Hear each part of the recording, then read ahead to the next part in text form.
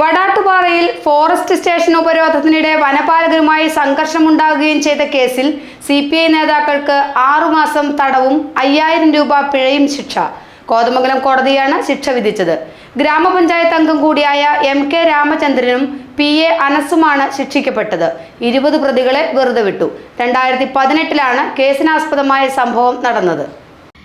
വടാട്ടുപാറ പലവൻപുഴയിൽ ഇറങ്ങിയതിന്റെ പേരിൽ Koothattukulam municipal councillor രാജനോടും കുടുംബാംഗങ്ങളോടും വനപാലകർ മോശമായി പെരുമാറുകയും അധിക്ഷേപിക്കുകയും ചെയ്തുവെന്ന് ആരോപിച്ചാണ് 2018-ൽ CPI നേതാക്കളും പ്രവർത്തകരും ഫോറസ്റ്റ് സ്റ്റേഷൻ ഉപരോധിച്ചത്.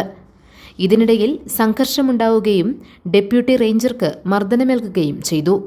ഈ സംഭവത്തിലാണ് 2 പേരെ Kothamangalam judicial first class magistrate കോടതി ശിക്ഷിച്ചത്.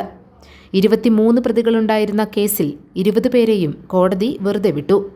2ാം പ്രതി അന്ന് CPI മണ്ഡലം സെക്രട്ടറിയായിരുന്ന MK രാമചന്ദ്രൻ, ലോക്കൽ സെക്രട്ടറിയായിരുന്ന PA അനസ് എന്നിവർക്ക് 6 മാസം വീതം തടവ് ശിക്ഷയും 5000 രൂപ പിഴയുമാണ് വിധിച്ചത്.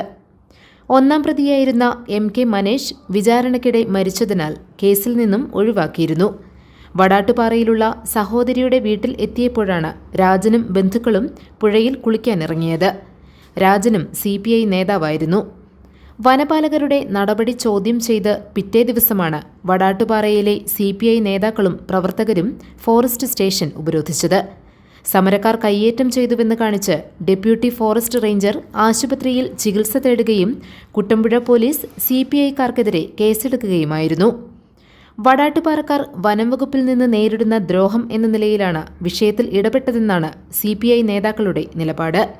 അപ്പീൽ പോകുന്നതിനായി പ്രതികളുടെ ശിക്ഷ മരവിപ്പിച്ചിരിക്കുകയാണ്. ജില്ലാ സെഷൻസ് കോടതിയിൽ അപ്പീൽ നൽകാനാണ് പ്രതികളുടെ തീരുമാനം.